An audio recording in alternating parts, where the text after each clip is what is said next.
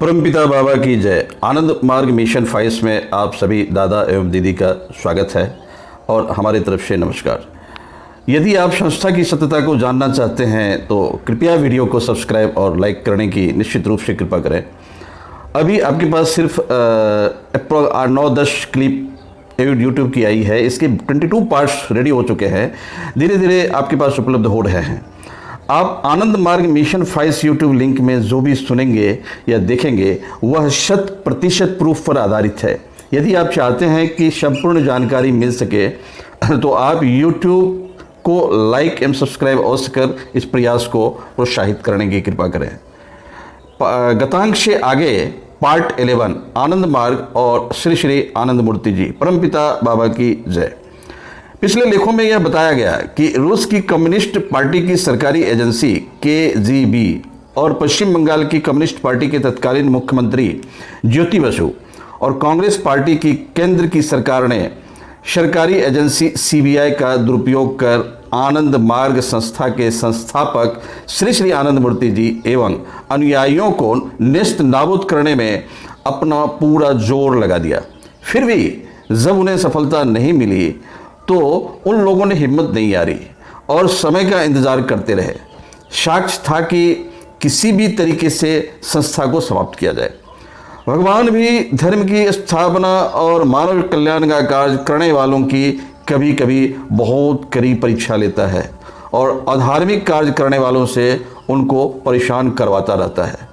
Congress party की सरकारी agency CBI और पश्चिम बंगाल की कम्युनिस्ट सरकार के तत्कालीन मुख्यमंत्री ज्योति बसु को एक सुनहरा मौका मिल गया। सन 1995 में पश्चिम बंगाल के पुरुलिया जिला जो कम्युनिस्टों का विशेष गढ़ माना जाता है, यहाँ के कम्युनिस्ट कैडर इतने मतांध होते थे जैसे कोई आतंकवादी हो।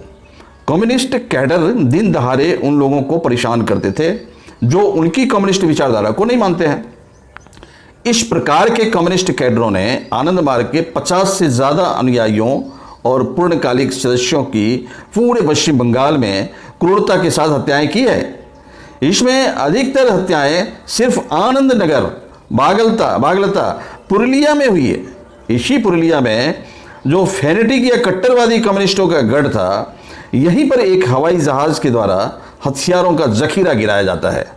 पता नहीं उन हथियारों का उपयोग पश्चिम बंगाल के तत्कालीन मुख्यमंत्री ज्योति बसु अपने कट्टरवादी कम्युनिस्ट कैडर से कहां करना चाहते थे।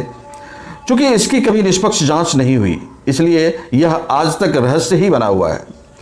श्री श्री आनंद मूर्ति जी ने अपनी संस्था आनंद मार्ग के ग्लोबल हेडक्वार्टर की स्थापना आनंद नगर में कम्युनिस्टों के गढ़ यानी उसकी छाती पर बैठकर की। यह पश्चिम बंगाल की कम्युनिस्ट पार्टी के संचालकों एवं कट्टर कैडर्स को सहन नहीं हुआ।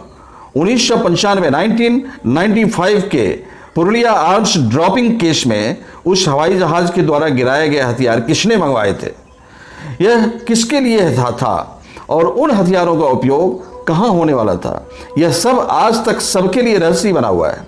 लेकिन पश्चिम बंगाल की कम्युनिस्ट सरकार ने इसका आरोप श्री आनंद मार्ग संस्था पर लगा दिया, क्योंकि आनंद मार्ग संस्था का ग्लोबल हेडक्वार्टर वहां से कुछ किलोमीटर की दूरी पर था। वह भी एक संयोग मात्र था या संस्था को फंसाने की सोची समझी साजिश। घटना के कुछ घंटों बाद CBI अपनी पूरी तैयारी के साथ फोर्स आदि लेकर आनंद नगर में पहुंच गया। फोर्स की सही संख्या तो नहीं मालूम, लेकिन फोर्स की भीड़ को देखते हुए लगता था कि 300 के करीब जवान, बड़ी संख्या में बड़े अफसर, साथ ही 50 से ज़्यादा जीप एवं बड़ी गाड़ियां होगी। बड़े बड़े मेटल डिटेक्टर भी लाए गए थे। 2-3 दिन तक आनंद मार्ग के हेडक्वार्टर के चप्पे चप्पे की जांच होती रही, लेकिन उनको कुछ भी नहीं मिला।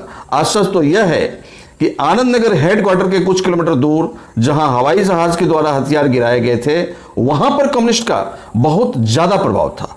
पश्चिम बंगाल के कट्टरवादी कम्युनिस्ट सबसे ज़्यादा उसी जगह पर रहते हैं, लेकिन CBI की फोर्स ने वहां के कम्युनिस्ट ऑफिस या किसी फेनेटिक कैडर के यहां छापा नहीं मारा।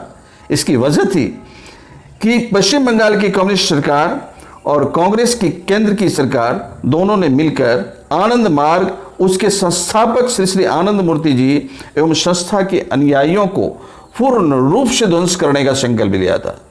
क्रमशः इसके अंक हम जारी रखेंगे। पश्चिम बंगाल की कम्युनिस्ट सरकार और दिल्ली की कांग्रेस सरकार ने मिलकर के जो षड्यंत्र किया और किस प्रकार उन्होंने अपने गुनाहों पर पर्दा डाला, इसकी चर्चा अगले भाग में, अगले अंक में जारी रहेगी।